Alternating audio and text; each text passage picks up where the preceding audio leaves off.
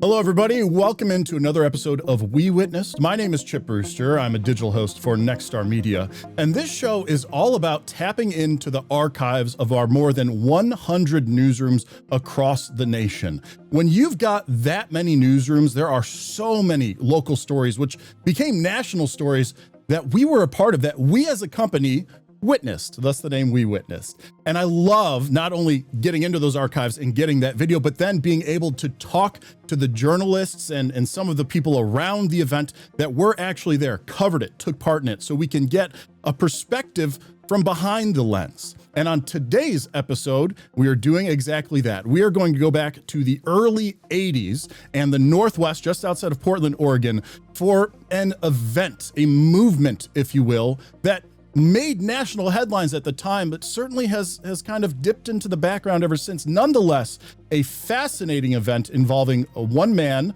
Mr. Rajneeshee, and a compound, and really what became, like I said, a movement. To set us all up, we've got a great story to start, and it'll give us a nice synopsis to catch you up on exactly what was happening there in the 80s. Watch this.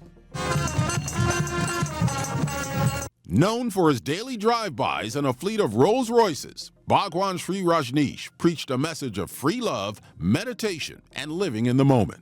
So I say to you that this is the first religion and perhaps the last religion. There may not be any need for any other religion. In 1981, the Bhagwan's followers, known as Rajneeshees or Sannyasins, built a communal city from the ground up on the 64,000-acre Big Muddy Ranch in Wasco County. At its height, Rajneeshpuram had nearly 7,000 people from all over the world. The Rajneesh were led by the combative Ma Anand Sheela, Bhagwan's personal assistant, who threatened anyone she perceived as enemies of the Rajneesh. That woman, that made the worst mistake in their life. In 1984, the Rajneesh poisoned salad bars in the Dalles with salmonella to incapacitate voters so Rajneesh candidates would win elections in Wasco County. 751 people got sick, 45 were hospitalized, in what's still America's largest domestic bioterrorism attack. 2 Rajneesh officials were convicted of attempted murder. Ma Anand Sheela fled to Europe, but was extradited back to the U.S. She was released from a California prison in 1988. The Bhagwan was deported, and Rajneeshpuram became a footnote in Oregon history.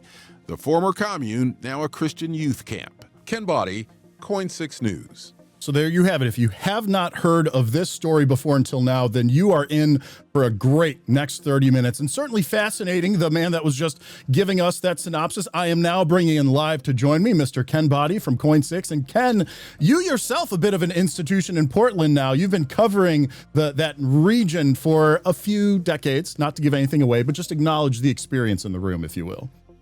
Well, thank you very much. And I can give you the number of decades. It's been 4 decades. I've worked here at KOIN TV in Portland, Oregon for 40 years. Congrats. Covered a lot of big stories. And actually, the Rajneeshee story was one of my first big stories when I started working here at KOIN. Yeah. And so, the synopsis you gave us, for those that didn't ever hear of this story, that they purchased a huge plot of land, built a town from nothing, and then brought in, we're going to talk a little bit later about the street people movement, bringing in hundreds, thousands of people to populate this town and ultimately try to seize control of local government through the largest and first bioterrorism attack on domestic soil. Like, what a first story for you, or at least really first big story, like you're saying.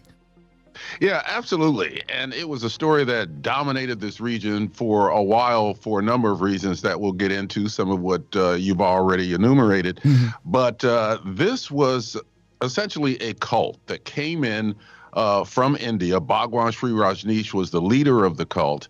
And they bought what was the Big Muddy Ranch. That was the name of the ranch in Wasco County, which is near central Oregon.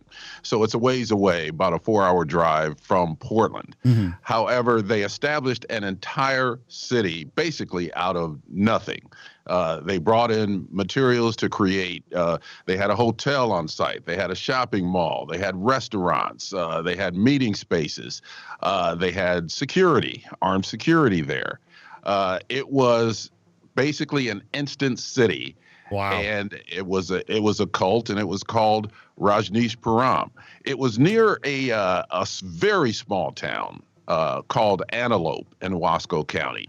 And politically, they tried to take over the politics of not only the city of Antelope, but also of Wasco County in general. And that's when they brought in actual homeless people right before the registration deadline, before one of the local elections there, to try to stack the deck so that Rajneeshpuram would basically control that entire region. So this entire storyline happened over about 4 or 5 years or so, depending on where you begin the start of that, from Rajneesh, like first being interested in moving to Oregon. But it was 1981 where they purchased the land and then started construction. Where were you first introduced to what was happening at Big Muddy Ranch? Probably when they actually started construction. Okay. The land purchase itself was not a big deal because the land was available. It was up for sale. They bought it. Sure. For I think it was $5.8 million back in the day, which would be about 21, 22 million in today's dollars. And they had said that they were going to establish a ranch and a religious community. At that time, Oregon was even a little more liberal than it is now. Okay. And in Central Oregon, which tends to be a little more conservative than we on the west side of the state, they were open to it because these were people who were bringing in money. They said that they were going to be quiet to themselves. That turned out not to be the case. But when the sale happened, it wasn't really viewed as that big a deal. Now, when all the political wranglings went on and the bioterrorism attack and just the aggressive expansion of the Rajneesh, then people started getting concerned.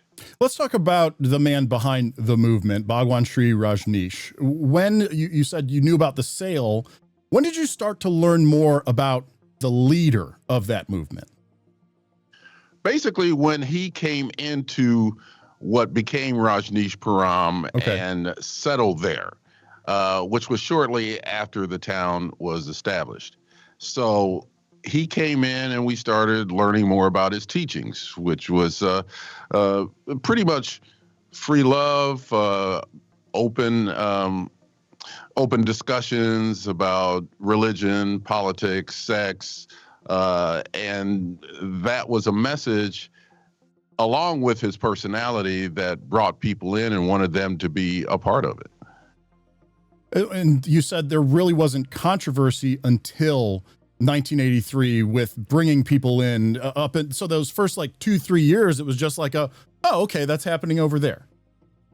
Yeah, it definitely was. And of course, locally, as they were trying to acquire property, in the town of Antelope and in the areas around Wasco County, yes, there was angst there among those small communities, but it really didn't reach the larger community and us here in Portland until the politics of it started to emerge.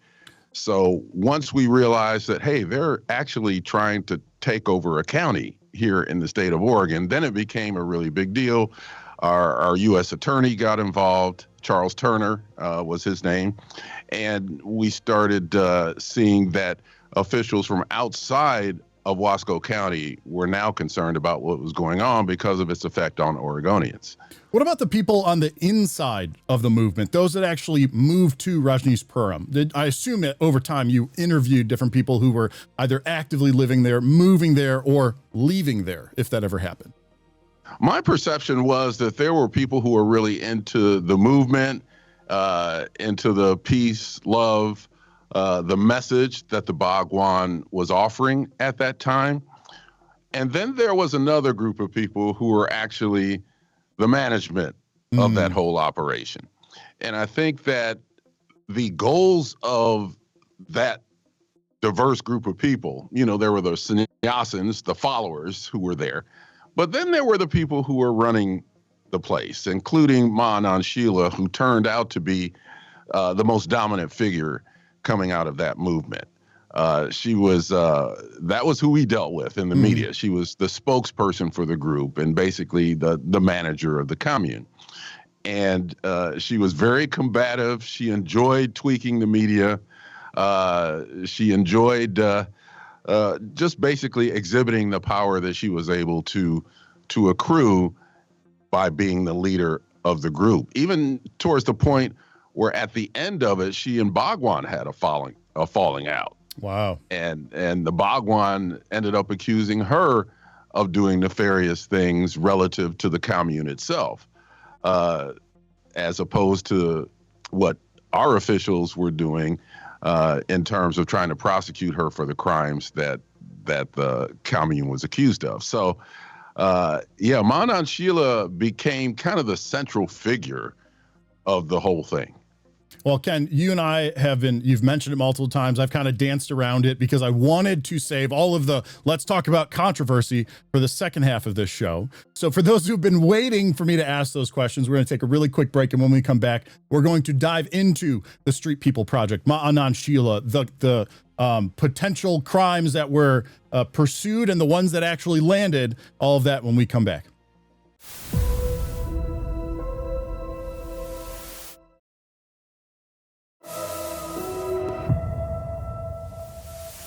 Welcome back, everybody. Again, Chip Brewster, Ken Boddie joining me from KOIN 6 in Portland. And we've been talking about the Rajneeshee movement, what became a town and ultimately quite a bit of controversy. So, Ken, you mentioned several topics in the first half of the show. Before we truly dive into it, though, I want to set us up with another piece of archival video. So this is a story done by a semi-colleague of yours, 1983 KOIN 6 reporter, about the Street People movement. And the questions on either side, is this truly out of embracing and helping people, or is there something more nefarious going on? So this will set us up nicely for the rest of that conversation.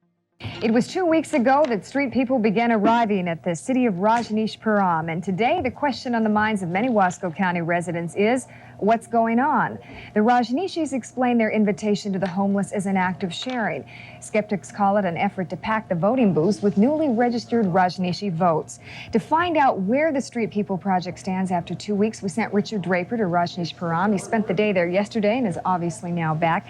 Richard, do you have a better idea now from going there? What is going on over there? I'll tell you, sure, there are rumors on both sides swirling in every direction. It's difficult to really pin it down, as we'll see in a few moments. The Rajneeshees say that it's a measure of a society's sickness, that a gesture of help to the homeless is regarded with such cynicism. But Oregonians have not been given to accepting the Rajneeshees at face value, especially this latest call to America's street people.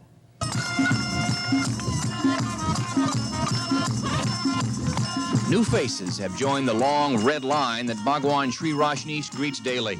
Only days after arriving, some street people, such as the man in the straw hat, are blending in. Not all of the new arrivals have fallen into line. Some spend their days playing basketball at a special camp for street people. Upon arriving at Rajneeshee, the street people are housed in A-frames, located in a canyon called Walt Whitman Grove. It's off limits to the news media, the Rajneeshees say, at the request of the street people who want privacy. By Rajneeshee estimates, 400 to 500 street people now live here. After an initial quarantine period, the street people are integrated into the city of Rajneeshee. They gather at the city mall. These are among those we were told wanted to talk. I could turn my life around in one day here. Right now, this family, bused from California at Rajneeshee expense, wants to stay. Sleeping on the beach where every church has turned us down. This is our mom's right here. And if we have any problem, we just ask moms for some chocolate chip cookies. Ma Anand Sheila, Bhagwan's personal secretary, said it was her idea to invite the street people to Rajneeshee. Now we have surplus. We have taken care of our needs. And we have surplus. So we wanted to take care of the people that we felt responsible for it because at one time we were part of the society. Is there another motive? We do not do anything for any motives. But you're not going to actively work to see that they register to vote. I have nothing to do with the voting. But Rajneeshees have mentioned voting to some street people. They asked me, would I like to vote? And I said, yes. And they said, you got to be here at least about 20 days before you be eligible to vote. And I wish to be here 20 days and more, and I will be a voter. Have you been asked about voting at all? No, not since I've been here, I haven't. You know, I don't vote anyway. About 15 of the street people have left Rajneeshpuram or have been asked to leave. Those that stayed ran into some early prejudice. We call Walt Whitman New Harlem and things like this, right? And it got really clear to me that just made the separation even deeper. Even though the joking was happening, like those kinds of jokes just weren't really funny. They just kept a distance between me and the new people that are arriving. For their part, the street people made jokes about the people in the red pajamas. 2 days ago, Sheila called a meeting, which she says brought the two cultures together. Just explaining and saying that being a Rajneeshee, if you treat another human being with any prejudice, doesn't suit us. Sheila calls the Street People Project an experiment. She won't estimate how many street people will be asked to Rajneeshpuram. To non-believers, Sheila says, their minds are sick. Bed space will determine how many more street people will be invited. New townhouses for commune members will make room in older buildings for incoming street people. Modular homes are also being set up in Antelope, about 19 miles away. Rajneeshees work till after sunset to clear land for those modular homes. After a day at Rajneeshpuram, a visitor is left with a feeling that having built a city from nothing, Rajneeshees think they can do the same for society's unfortunates. And despite the controversy, the building continues.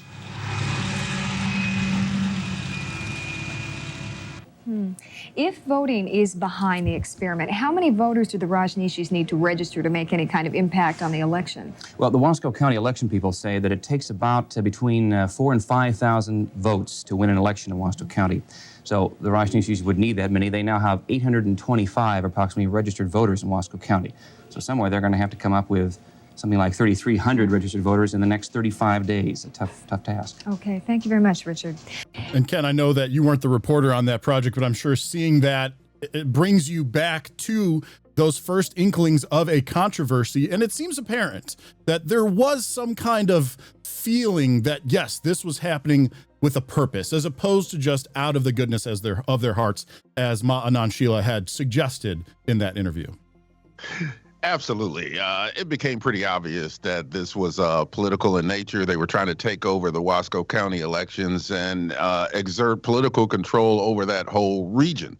And turns out that pushback from state elections officials as well as officials in Wasco County prevented that from happening.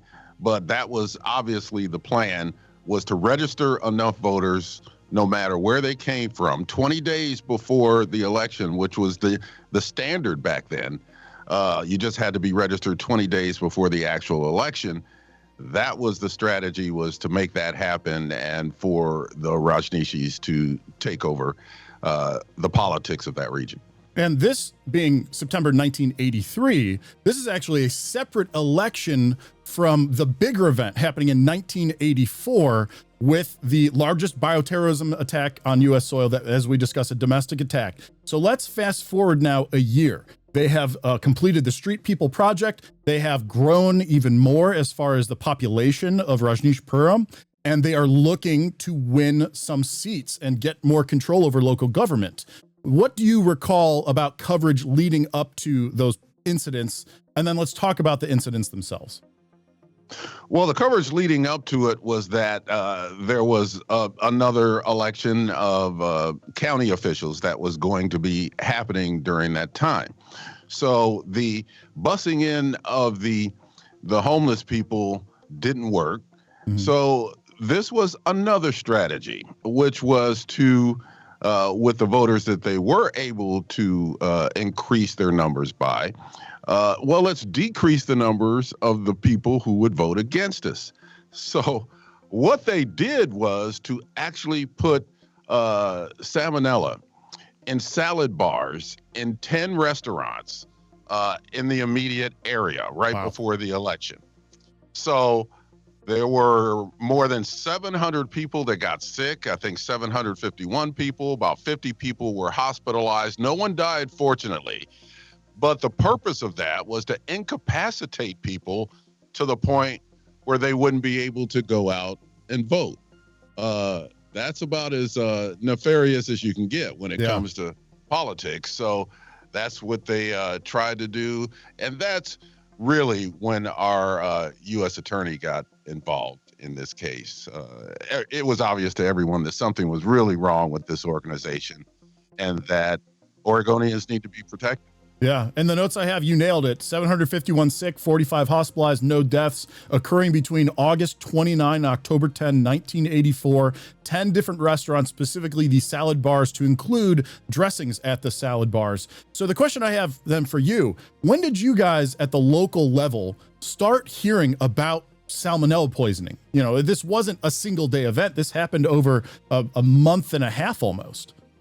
Yeah, it was pretty immediate because of the numbers. I mean, you have to keep in mind that Wasco County is not a heavily populated county. Antelope was not heavily populated, the nearest town to Rajneeshpuram. And Rajneeshpuram had about 7,000 people on the ranch. So this is not a heavily populated area. Think about a small area where more than 700 people get sick within a short amount of time. Yeah. It was pretty obvious what had happened from the beginning.